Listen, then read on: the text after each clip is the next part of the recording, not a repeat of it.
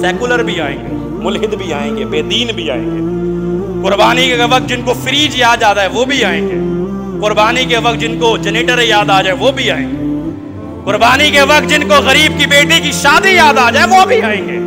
لیکن اس کے باوجود اللہ رب العالمین نے فرمایا کہ ہم آپ کی سنت کو زندہ رکھیں گے۔ روک سکتے ہو، روک کے دکھا۔ کروڑوں کروڑوں عالم اسلام میں قربانیاں ہوں گی۔ کس کی سنت ہے؟ سیدنا ابراہیم علیہ السلام۔ ہم نہیں کہتے کہ کسی کے کام نہ ہو، بہت ضروری ہے لوگوں کی، لیکن یہ مستقل سنت ہے، مستقل نیکی ہے۔ یہ نیکی کا وقت نکل جائے گا تو اس کا اجر ثواب بعد میں حاصل نہیں ہو سکتا۔ فلاحی کام کرنے ہیں، رفاہی کام کرنے ہیں، خدمتیں کرنی ہے، کریں، دیجئے لوگوں کو، لیکن اسی وقت کیوں؟ تمام قسم کی تعریفات اللہ وحدہ لا شریک، مالک ارض و سما، خالق کائنات کے لیے ہیں، اور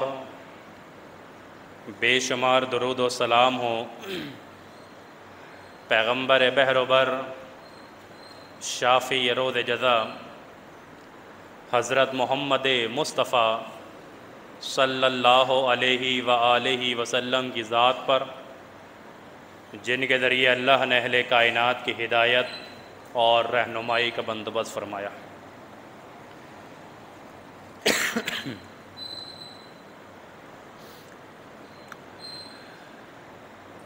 ذوالحجہ کے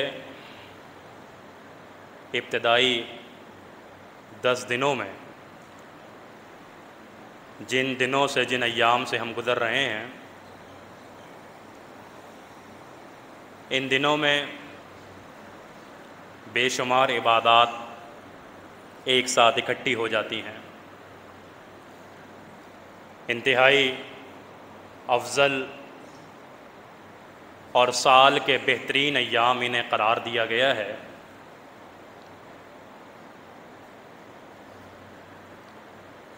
اور کوئی مہینہ ہو یا کوئی عشرہ ہو، کسی مہینے اور کسی عشرے میں اتنی عبادات ایک ساتھ جمع نہیں ہوتی جتنی عبادات اس ذوالحجہ کے ابتدائی 10 دنوں میں جمع ہو جاتی ہیں۔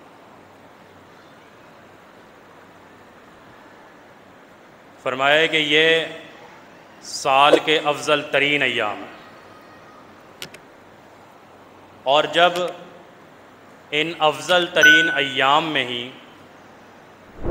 سال کا، ہفتے کا بہترین دن جمعہ آ جائے تو یقیناً اس جمعے کی اہمیت اور فضیلت بھی خود بخود بڑھ جاتی ہے۔ کیونکہ سال کے افضل ترین ایام گزر رہے ہیں، اور ہفتے کا بہترین دن، سردار دن ان ایام میں آ گیا ہے، تو لہذا اس جمعے کی اہمیت اور فضیلت اپنے آپ ہی مزید دگنی ہو گئی۔ تو معمولی نہ سمجھیں ان گھڑیوں کو، ان لمحات کو، ان گھنٹوں اور ان سیکنڈوں کو معمولی نہ سمجھیں، تیزی سے گزر رہے ہیں، گزر چکے ہیں۔ تقریباً نوافل کا اہتمام کریں، تکبیرات کا اہتمام کریں، صدقہ خیرات کا اہتمام کریں، نمازوں کا اہتمام تو کرنا ہی ہے، 5 وقتہ با جماعت نماز کا اہتمام کریں، استطاعت ہے قربانی کیجئے، جانور ذبح کیجئے، استطاعت نہیں ہے حصہ ڈال سکتے ہیں، حصہ ڈال لیجئے، نیکی کے کاموں میں سبقت لے جانے کی کوشش کیجئے، اور اہتمام کیجئے کہ یہ جو چند گھڑیاں، چند ساعتیں افضل ترین ایام کی باقی ہیں، میں اور آپ اس میں اللہ کو راضی کر رہے ہیں۔ ان افضل ترین ایام میں جو 2 عبادات ہیں، جو 2 نیکیاں ہیں، مسلمان جس کو بڑے زور و شور کے ساتھ کرتے ہیں، اور انہی مسلمانوں کے اوپر یہ فرض بھی ہے کہ جو صاحب حیثیت ہیں، صاحب استطاعت ہیں، ایک نیکی حج بیت اللہ، اور دوسری نیکی یوم النحر کو اللہ رب العالمین کی راہ میں اپنے مال کو، اپنے جانور کو ذبح کرنا۔ یہ دو نیکیاں ان ایام کی منفرد نیکیاں۔ صدقہ خیرات دیگر دنوں میں بھی کیا جا سکتا ہے، تکبیرات، ذکر و اذکار دیگر دنوں میں بھی کیے جا سکتے ہیں، روزہ رمضان المبارک کے روزے فرض ہیں، دیگر دنوں میں بھی کیے جا سکتے ہیں، رکھے جا سکتے ہیں، لیکن یہ حج اور قربانی انہی ایام میں ہوتی ہے۔ اور ایک نیکی 9 ذی الحج کا روزہ، اس کے بھی دوست اہتمام کریں، کل کے دن روزہ رکھیں۔ نبی رحمت صلی اللہ علیہ وسلم کا فرمان ہے کہ اس عرفے کے روزے، 9 ذی الحج کے روزے سے مجھے اللہ سے امید ہے کہ جو شخص جو مسلمان رکھے گا، اللہ رب العالمین اس کے پچھلے 1 سال کے اور اگلے 1 سال کے گناہوں کو معاف فرما دے گا۔ اہتمام کیجیے۔ یہ جو 2 نیکیاں ہیں، حج اور قربانی، ان دونوں نیکیوں کا تعلق جد الانبیاء پیغمبر سیدنا ابراہیم علیہ السلام کے ساتھ، اور سیدنا ابراہیم علیہ السلام کی سیرت، ان کا کردار، ان کے فضائل، ان کا تعارف ان ایام میں زور و شور کے ساتھ ہوتا ہے اور ہونا چاہیے۔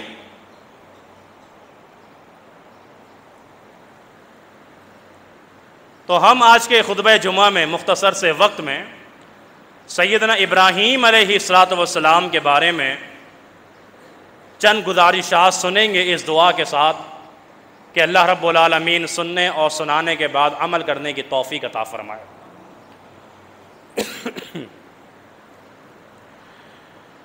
صحیح مسلم کی روایت ہے، سیدنا انس رضی اللہ تعالیٰ فرماتے ہیں کہ ایک شخص رسول اکرم صلی اللہ علیہ وسلم کے پاس آیا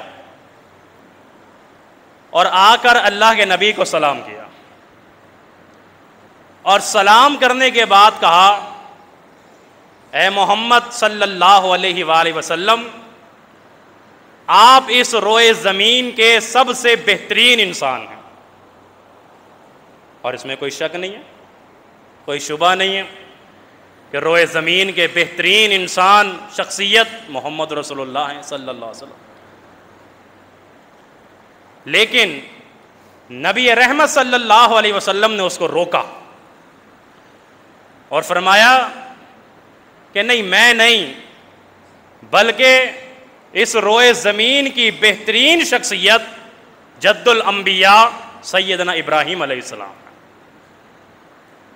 علماء نے لکھا، بالاتفاق لکھا کہ یہ نبی رحمت صلی اللہ علیہ وسلم کی تواضع تھی، یہ اللہ کے نبی کی انکساری تھی، یہ نبی رحمت صلی اللہ علیہ وسلم کی عاجزی تھی کہ سب کو معلوم ہے، پوری دنیا کو، کائنات کو معلوم ہے کہ بہترین ترین انسان کون ہے، لیکن اللہ کے نبی کریڈٹ دے رہے ہیں کس کو؟ سیدنا ابراہیم علیہ السلام۔ جب نبی رحمت صلی اللہ علیہ وسلم معراج سے واپس آئے نا، تو ظاہر ہے جب صحابہ کرام رضوان اللہ علیہم اجمعین کو واقعہ سنایا اپنا پورا اوپر جانے کا، آسمانوں کا، جنت و جہنم کا، دیگر ملاقاتوں کا، تو تجسس تھا صحابہ کو، اور یہ تجسس ہونا چاہیے تھا۔ کہنے لگے، اللہ کے نبی یہ بتائیں آپ کی ملاقات فلاں پیغمبر سے ہوئی، وہ کیسے ہیں؟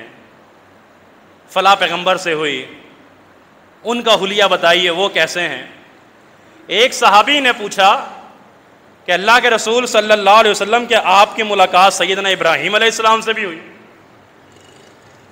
تو نبی رحمت صلی اللہ علیہ وسلم فرمایا، جی ہاں، 7ویں آسمان پر بیت المعمور کے قریب سیدنا ابراہیم علیہ السلام ستون سے ٹیک لگا کے بیٹھے ہوئے تھے، میں نے ان کو دیکھا، میری ان سے ملاقات ہوئی، انہوں نے مجھے بھی سلام بھیجا، میری امت کو بھی سلام بھیجا، تسبیحات بھی بتائیں، تحمیدات بھی بتائیں کہ اپنی امت کو کہو کہ یہ جنت کی مٹی بڑی زرخیز ہے، جنت کا پانی بڑا میٹھا پانی ہے، اور یہاں اس زرخیز مٹی میں زمین پہ ان کو چاہیے کہ یہ کاشتکاری کریں، یہ پھل اور پودے لگائیں، یہ درخت لگائیں. تو انہوں نے کہا کہ اپنی امت سے کہنا اگر جنت میں کاشتکاری کرنا چاہتے ہو تو رب العالمین کی تسبیحات پڑھا کرو، سبحان اللہ والحمد للہ لا الہ الا اللہ، اللہ کی تعریف کیا کرو. اللہ کی تعریف کرو گے، اس تعریف کے بدلے میں جنت کے اندر کاشتکاری اللہ رب العالمین تمہارے لیے فرمائے گا. صحابہ نے پوچھا اللہ کے رسول صلی اللہ علیہ وسلم ان کی شخصیت کیسی ہے، ان کے چہرے کا وضاقتہ کیسی ہے، ان کے چہرے کی، ان کے جسم کی ڈیل ڈول کیسی ہے؟ فرمایا تم نے مجھ کو دیکھا ہے؟ اللہ اکبر. نبی رحمت صلی اللہ علیہ وسلم فرمایا مجھ کو دیکھا ہے؟ تم نے مجھ کو دیکھا ہے تو بس یہ سمجھ لو کہ سیدنا ابراہیم علیہ الصلوۃ والسلام کی شکل بھی مجھ سے ملتی جلتی ہے. حدیث ہے. اللہ کے نبی صلی اللہ علیہ وسلم کریڈٹ دے رہے ہیں. اللہ کے نبی علیہ الصلوۃ والسلام کی عاجزی ہے، تقویٰ ہے، زہد ہے، انکساری ہے، تواضع ہے کہ فرما رہے ہیں کہ نہیں وہ بہترین انسان ہے.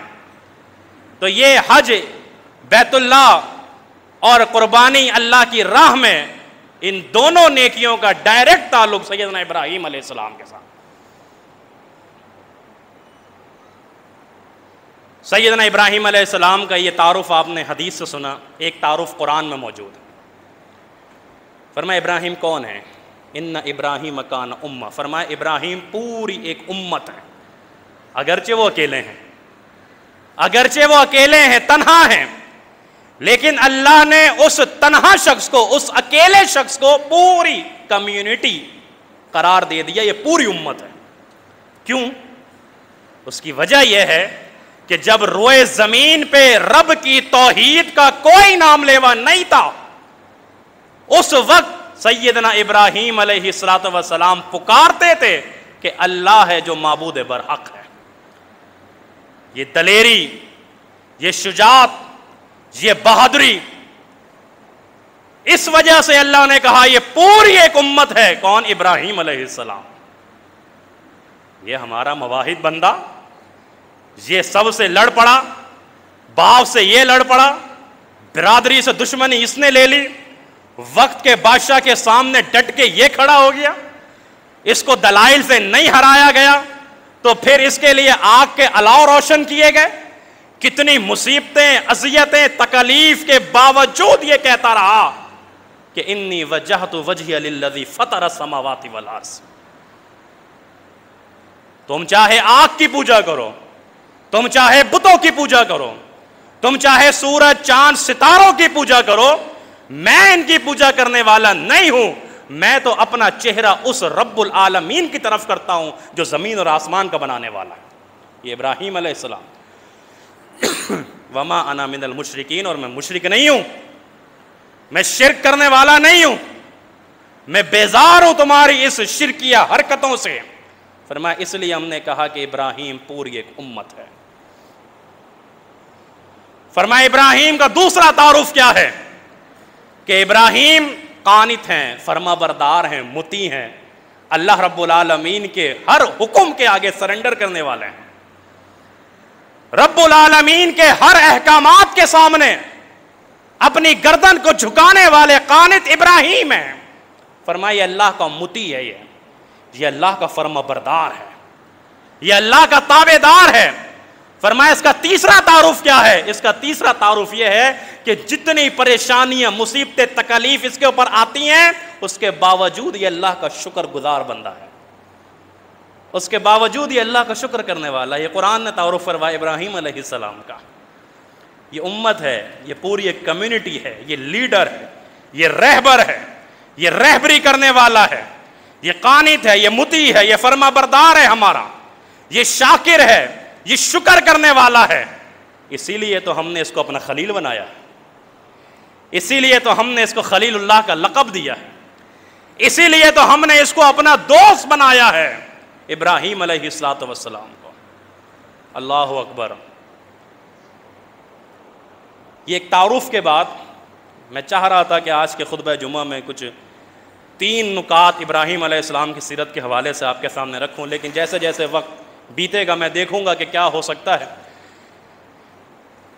اللہ رب العالمین نے ابراہیم علیہ السلام، آپ قرآن پڑھیے،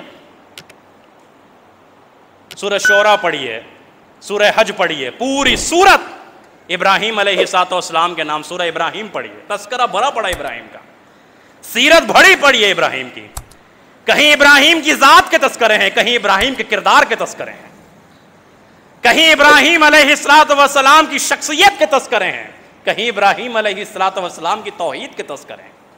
قرآن بھرا ہوا ہے ابراہیم علیہ السلام کی سیرت سے۔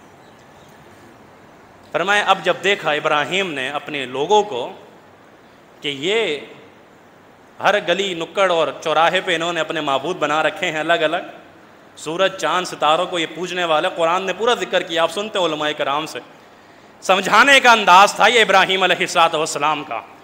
تم چاند کو پوچھتے ہو، غائب ہو گیا، غروب ہو گیا، جو غروب ہو جائے، جو ختم ہو جائے، جس کو فنا حاصل ہو، وہ رب تو نہیں ہو سکتا۔ ستارے غروب ہو گئے، رب نہیں ہو سکتے۔ سورج کو تم نے دیکھا، یہ ہمارا دیوتا ہے، روشن ہے، بڑا ہے، لیکن یہ بھی بالآخر رات کے وقت غروب ہو جاتا ہے، ختم ہو جاتا ہے، فنا ہو جاتا ہے، رب نہیں ہو سکتا۔ رب کون ہے؟ رب وہ ہے جو سورج چاند اور ستاروں کو بنانے والا ہے۔ رب وہ ہے جو سورج چاند اور ستاروں کو بنانے والا ہے، لانے والا ہے، چلانے والا ہے، ان میں روشنی، چمک اور دمک رکھنے والا ہے۔ فرمائے وہ ہے اللہ، وہ ہے رب۔ سمجھو، عقل کے اندھوں سمجھو، مخلوق کو نہیں پوجو، مخلوق کی عبادت نہیں کرو، عبادت خالق کی کرو جو بنانے والا ہے، جو پیدا کرنے والا ہے اس کی عبادت کرو، جو پیدا کیے گئے ہیں ان کی عبادت نہیں ہوگی۔ سمجھایا؟ نہیں سمجھے۔ پھر دوسرے موقع پہ اللہ رب العالمین نے ذکر کیا کہ انہوں نے اپنے بتوں کو، ایک کیا کہہ لیں اس کو، مندر کہہ لیں، مندر بنایا ہوا اور اس میں بت رکھے ہوئے ہیں۔ سیدنا ابراہیم علیہ السلام نے کیا کیا؟ قوم میلے میں گئی، تفریح کرنے گئی، گانے، رقص، باجے سب ہو رہے ہیں، مندر خالی ہے، بت رکھے ہوئے ہیں، اور ان جھوٹے خداؤں کو ابراہیم علیہ السلام نے اپنے ہاتھ سے پاش پاش کیا، اپنے ہاتھ سے ٹکڑے کیے، کسی کی ناک کو توڑا، کسی کے کان کو، کسی کی گردن کو، کسی کے ہاتھ کو، کسی کے پاؤں کو۔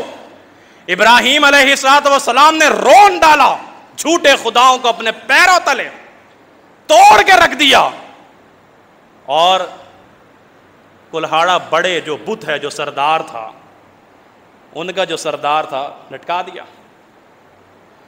قوم واپس آئی، قوم نے دیکھا ان کے جھوٹے معبود ٹوٹے ہوئے ہیں، جھوٹے معبود گرے ہوئے ہیں، کٹے ہوئے ہیں، پاش پاش ہو چکے ہیں، مسمار ہو چکے ہیں، ٹکڑے ٹکڑے کر دیے ہیں۔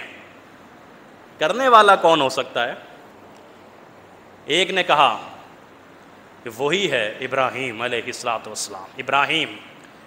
اور ابراہیم کا ذکر کرتے ہوئے اللہ نے قرآن میں فرمایا کہ انہوں نے کہا ابراہیم، لیکن ایک لفظ کا اور اضافہ کیا، کہا وہ ایک نوجوان ہے نا ابراہیم، وہ نوجوان ابراہیم، وہ ہمارے بتوں کو جھوٹا کہتا ہے، وہ ہمارے معبود کو غلط کہتا ہے، ان کو باطل قرار دیتا ہے، وہ ایک نوجوان ہے ابراہیم، اس نے کیا ہے۔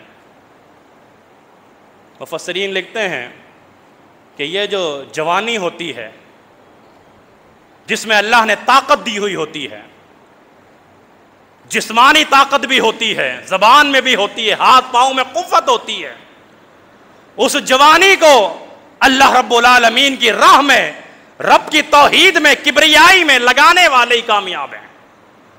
اپنی جوانی کو برباد کر دینے والے، اپنی جوانی کو تہس نہس کر دینے والے، اپنی جوانی کو گناہوں میں ڈبو دینے والے، فرمایا یہ لوگ کامیاب نہیں ہیں، ان کو رب کے عرش کا سایہ نصیب نہیں ہوگا، نوجوانوں کو ملے گا، وہ نوجوانوں کو ملے گا۔ اور آج کے نوجوان، اللہ ہماری نوجوان نسل کی حفاظت فرمائے۔ کون سا ایسا گناہ ہے اور قدم قدم پہ گناہ ہے. گناہ کے مواقع ہیں, قدم قدم پہ جال بچھے ہوئے ہیں. شیطان نے ایک ایک قدم پہ جال بچھائے ہوئے ہیں نوجوانوں کو گمراہ کرنے کے, اور اس قدر گمراہ ہے کہ اب والدین کو وہ گمراہی لگتی بھی نہیں ہے کہ ہمارا بچہ گمراہ ہے. وہ محسوس بھی نہیں کرتے اب کہ ہمارا بچہ غلط کر رہا ہے, ہمارا بچہ بے نمازی ہے, ہمارا بچہ فحش کاموں میں ہے, ہمارا بچہ جھوٹ بولتا ہے, گالیاں دیتا ہے, لڑائیاں کرتا ہے, غیبت کرتا ہے, لوگوں کو تنگ کرتا ہے. اب یہ غلطی بچوں کی والدین کو غلطی نہیں لگتی ہے. اور اب معاملہ اتنا خراب ہو گیا ہے, اتنی تباہی اور بربادی ہو گئی ہے اس خصوصاً سوشل میڈیا کے ذریعے. بچیاں رقص کر رہی ہیں, بچے رقص کر رہے ہیں, ویڈیوز بن رہی ہیں, اور باپ بھائی والدین کھڑے ہیں اس ویڈیو میں, دیکھ رہے ہیں اپنی بچی کو, اپنے بچے کو. اب اور کیا رہ گیا؟ یہ گمراہی کی حد نہیں ہے تو اور کیا ہے کہ جب والدین کو شعور ہی نہیں پیدا ہو رہا کہ ہمارا بچہ غلط کر رہا ہے. اور آج ذہنوں میں ایک اور چیز ڈال دی گئی ہے, مشہور ہونا ہے, فیم حاصل کرنا ہے, دنیا والوں کے سامنے مشہور ہونا ہے, ناچو گاؤ رقص کرو مشہور ہو جاؤ گے. جتنا بےہودہ کام کرو گے اتنے زیادہ مشہور ہو جاؤ گے, جتنی فحاشی پھیلاؤ گے اتنے زیادہ مشہور ہو جاؤ گے. بلائیں گے لوگ تمہیں, سوشل میڈیا پہ تمہارے انٹرویو لیے جائیں گے کہ تمہاری ویڈیو فلاں جس میں تم نے رقص کیا تھا بڑی معروف ہو گئی, مشہور ہو گئی. جب یہ معاشرے میں مشہور ہونے کے لیے ایک نقطہ بن جائے تو لوگ اور کیا کریں گے, نوجوان کیا کریں گے؟ نہیں میرے بھائیوں, اپنی نوجوان نسل کو بچانا ہے, اپنی نوجوان نسل کو اس سے محفوظ رکھنا ہے. بڑے بڑے ٹاک شوز میں آپ کو بلایا جائے گا, آپ بھی دیکھ رہے ہوں گے کہ یہ مشہور ہونے والے کئی ممالک کے سفر کر رہے ہیں, کہاں کہاں جا رہے ہیں. بے پردگی, فحاشی, عریانی, بےہودگی, ضلالت, تباہی, بربادی سب ان کے ساتھ ہے, اور ہم اس کو کامیابی سمجھتے ہیں, جبکہ اللہ نے کامیابی کس کو کہا ہے؟ اللہ اکبر. اللہ رب العالمین نے ابراہیم علیہ السلام کی زندگی کو کامیابی کہا ہے. قد کانت لکم اسوۃ حسنہ فی ابراہیم, تمہارے لیے ابراہیم کی زندگی بہترین نمونہ ہے, آئیڈیل ہے. اگر تم کامیاب ہونا چاہتے ہو ابراہیم علیہ السلام کی سیرت کا مطالعہ کرو, اس پہ عمل کرو, یہ کامیابی ہے. ابراہیم نے کہا میں نے, کس نے کہا آپ کو میں نے توڑے؟ دیکھ نہیں رہے کلہاڑا کہاں پہ لٹکا ہوا ہے, کس کے کاندھے پر ہے؟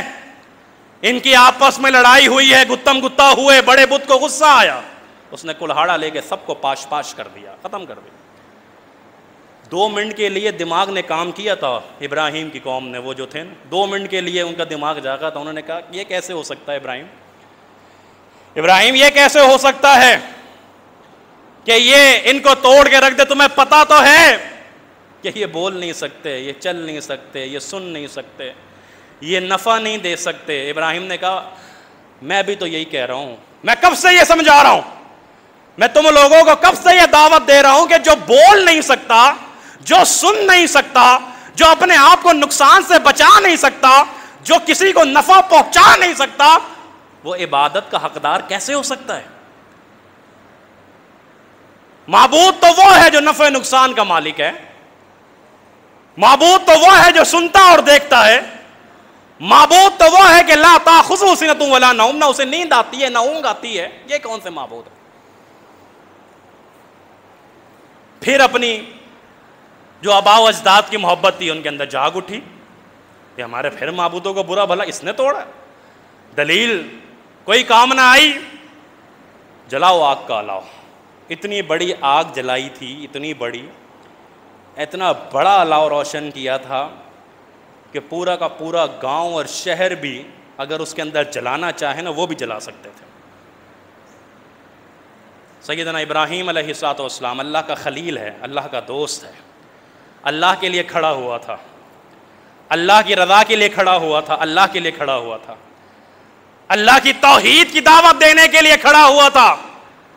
بارش برس سکتی تھی, آگ بجھ سکتی تھی, اللہ رب العالمین کئی ایک ذرائع سے اس آگ کو بجھا سکتا تھا، لیکن اللہ نے اپنی قدرت کے مظاہر دکھانے تھے، اللہ نے کمالات دکھانے تھے اپنی قدرت کے۔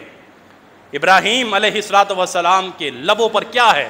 حسبی اللہ، حسبنا اللہ، اللہ رب العالمین کافی ہے میرے لیے، حسبنا اللہ و نعم الوکیل، میرا کارساز، میرا وکیل، میرا مددگار، میرا مولا، میرا مشکل کشا اللہ ہے، اللہ کے لیے کھڑا ہوں، اللہ کی مدد آئے گی۔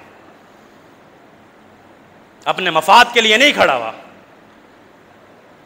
دنیاوی اغراض و مقاصد کے لیے نہیں کھڑا ہوا، اپنے گھر والوں کے فائدے کے لیے کھڑا نہیں ہوا ہوں، پیسہ بنانے کے لیے کھڑا نہیں ہوا، اللہ کے لیے ہوا ہوں، اللہ کی رضا کے لیے ہوا ہوں، وہ مدد اتارے گا۔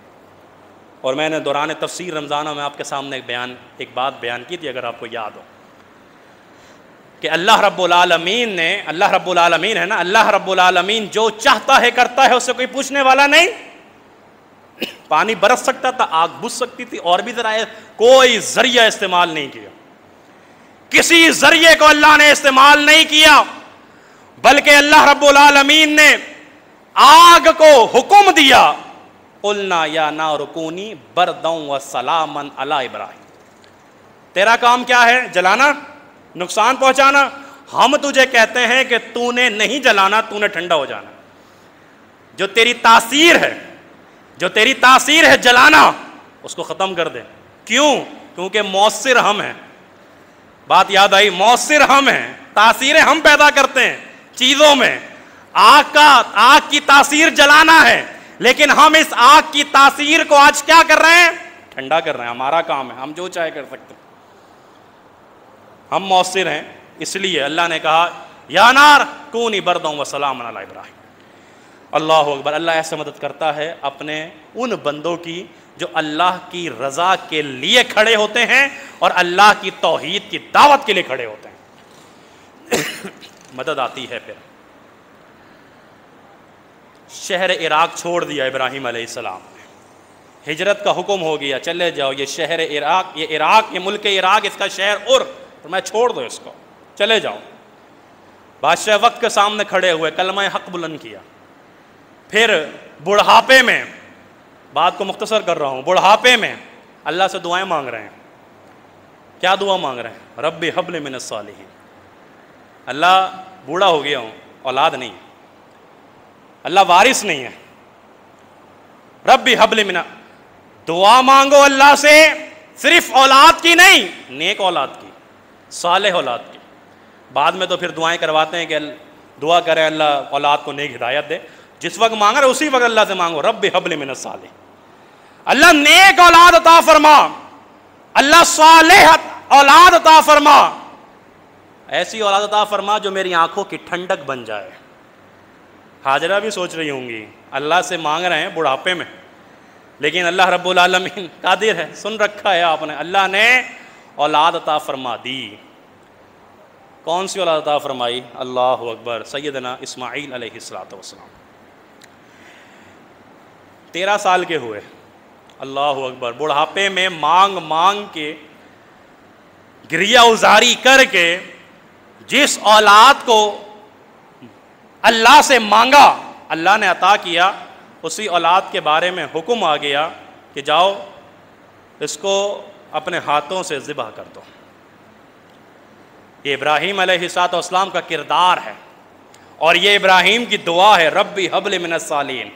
بیٹے نے یہ نہیں کہا سننے کے بعد، ابا جان کیا ہو گیا، کیا ہو گیا، کیسی باتیں کر رہے ہیں، ایسے کیسے ممکن ہے؟ صالح اولاد مانگی تھی، فرمایا اللہ کا حکم ہے، اللہ نے حکم دیا ہے، رب العالمین کا امر ہے، تو اسماعیل آپ کے ہاتھوں سے ذبح ہونے کے لیے تیار ہے۔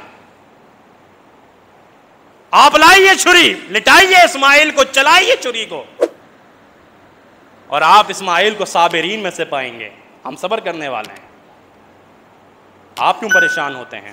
اللہ رب العالمین نے ایک امتحان میں ڈال دیا تھا، اس امتحان میں ابراہیم علیہ السلام پورے اترے۔ اسماعیل علیہ السلام بھی پورے اترے. قد صدقت الرؤیا کی آوازیں آ گئیں, ندا لگ گئی کہ آپ نے اپنے خواب کو سچ کر دکھایا ہے. ہم نے تو آپ سے صرف ایک آزمائش میں آپ کو ڈالا تھا, آپ پورے ہو گئے, آپ نے ہمارے ساتھ ایسا سلوک کیا, آپ ایسے مطیع بنے, آپ ایسے فرما بردار بنے. اب ہم آپ کے لیے ایک انعام کا اعلان کرتے ہیں, آپ کے لیے انعام کا اعلان کرتے ہیں. اور وہ انعام کیا ہے؟ وَتَرَكْنَا عَلَيْهِ فِي الْآخِرِينَ. یہ جو آپ نے ابھی اسماعیل کو لٹا کے یہاں پہ جو کارنامہ انجام دیا, اور وہ جو مینڈھے کے اوپر آپ نے چھری چلائی, یہ جو قربانی کری, آپ نے ذبح کیا, وَتَرَكْنَا عَلَيْهِ فِي الْآخِرِينَ. قیامت کی دیواروں تک ہم آپ کی سنت کو زندہ رکھیں گے. لاکھوں, کروڑوں, اربوں, اربہا مسلمان قیامت تک آتے رہیں گے اور ابراہیم کی سنت کو زندہ کرتے رہیں گے. سیکولر بھی آئیں گے, ملحد بھی آئیں گے, بے دین بھی آئیں گے. قربانی کے وقت جن کو فریج یاد آ جائے وہ بھی آئیں گے. قربانی کے وقت جن کو جنریٹر یاد آ جائے وہ بھی آئیں گے. قربانی کے وقت جن کو غریب کی بیٹی کی شادی یاد آ جائے وہ بھی آئیں گے. لیکن اس کے باوجود اللہ رب العالمین نے فرمایا کہ ہم آپ کی سنت کو زندہ رکھیں گے. روک سکتے ہو, روک کے دکھا دو. کروڑوں کروڑوں عالم اسلام میں قربانیاں ہوں گی. کس کی سنت ہے؟ سیدنا ابراہیم علیہ السلام کی. ہم نہیں کہتے کہ کسی کے کام نہ ہو, بہت ضروری ہے لوگوں کی, لیکن یہ مستقل سنت ہے, مستقل نیکی ہے. یہ نیکی کا وقت نکل جائے گا تو اس کا اجر ثواب بعد میں حاصل نہیں ہو سکتا. فلاحی کام کرنے ہیں, رفاہی کام کرنے ہیں, خدمتیں کرنی ہے, کریں, دیجئے لوگوں کو, لیکن اسی وقت کیوں؟ تاکہ اس مسلمانوں کے اس عظیم تہوار کو دبایا جا سکے. اللہ نے کہا نہیں دبا سکتے, کیونکہ ہم نے کہا ہے ہم رکھیں گے قیامت تک زندہ. قیامت کی دیواروں تک ہوتی رہے گی. اور پھر بڑی ایک عام فہم بات ہے جو عقل میں آرام سے آ جاتی ہے, یہ جو ہم قربانی کا جانور لے کر آتے ہیں, کتنے لوگوں کا روزگار بندہ ہوا ہے اس سے. چارے والوں کا اگر آپ خالی دیکھ لیں, ان کا تو سیزن ہی یہی ہے. جو اسٹال لگا کے پورے سال بیٹھے ہوتے ہیں, کمانے کا سیزن ہی یہ ہوتا ہے. پھر کتنی چیزیں, کتنی مزدوریاں, کتنا پیسہ لوگ اس سے کما رہے ہوتے ہیں. اگر غور کرنے بیٹھ جائیں تو ایک ایک موڑ پر آپ کو نظر آئے گا کہ فلاں کا اس سے فائدہ ہو رہا ہے, فلاں کا اس سے فائدہ, فلاں. یہ بھی تو فوائد ہیں, یہ کیوں نظر نہیں آتے؟ آخری بات فرمایا ابراہیم ہمارے لیے گھر تعمیر کرو, اللہ کا بیت اللہ تعمیر کرو. اور ابراہیم علیہ السلام نے اس بیت اللہ کو تعمیر کرنے کے بعد اللہ رب العالمین سے دعائیں کریں. اللہ کا گھر جب تعمیر ہونے لگے اور ہو جائے تو یہ ابراہیم کی سنت ہے کہ وہاں پہ دعائیں کرنی چاہیے. اور ابراہیم علیہ السلام نے جو دعا اللہ سے کری, اللہ رب العالمین نے انہی الفاظوں کے ساتھ ان کی دعا کو قبول بھی کیا تھا. اور سب سے بڑھ کر بات یہ کہ اللہ کہتا ہے کہ ہم نے ابراہیم اور اسماعیل کو کہا کہ ہمارا گھر بناؤ, بیت اللہ تعمیر کرو, اور ہمارے گھر کو صاف رکھو, ہمارے گھر کو پاک رکھو, ہمارے گھر کی جھاڑو دیا کرو. اللہ اکبر. میرے بھائی, مسجد کے ساتھ تعلق جڑ جانے والا اور جوڑ دینے والا اپنے آپ کو کمتر نہ سمجھیں. اللہ رب العالمین نے بڑا مقام دیا ہے, بڑا رتبہ دیا ہے. مسجد کا اگر ایک چھوٹا سا کام بول دیا جائے, سارے کام نکل آتے ہیں لوگوں کے, اللہ ماشاء اللہ. بہت سارے لوگ بڑھ چڑھ کے بھی کرتے ہیں, لیکن کوئی مسجد کا کام. فرمائے ہم نے ابراہیم کو کہا کہ تم نے جھاڑو پوچھا کرنا ہے, تم نے ہمارے گھر کو صاف رکھنا ہے. یاد رکھو, حکومتیں مل جاتی ہیں, امامتیں نہیں ملتی ہیں. امامت ملتی ہے اللہ کے گھر سے ملتی ہے, امامت ملتی ہے مسجد سے ملتی ہے, رتبہ ملتا ہے مسجد کے ساتھ تعلق جڑ جانے کے بعد ملتا ہے. اللہ کے گھر سے تعلق جڑ جانے کے بعد اللہ مقام اور مرتبہ دیتا ہے. آپ جتنی کوششیں باہر کر لو, جتنے بھی جد و جہد باہر کر لو, وہ مقام و مرتبہ نہیں ملے گا جو اللہ کے گھر میں تعلق جڑ جانے کے بعد ملے گا. جو عزت ملے گی, جو رتبہ ملے گا, جو مقام ملے گا, جو عزتیں ملیں گی.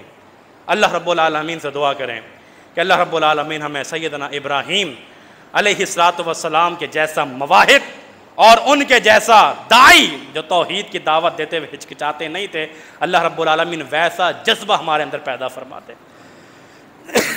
اصل کام میرے بھائی یہی دعوت کا ہے، تبلیغ کا ہے، اللہ کے گھروں کے ساتھ تعلق کو مضبوط کرنے کا ہے، اللہ کے ساتھ تعلق کو مضبوط کرنے کا ہے۔ دنیا کی زندگی کا کوئی بھروسہ نہیں، کس وقت کب دنیا سے چلے جائیں، کون کب چلا جائے، اس لیے کوشش یہ کرنی چاہیے کہ اللہ رب العالمین کو راضی رکھیں۔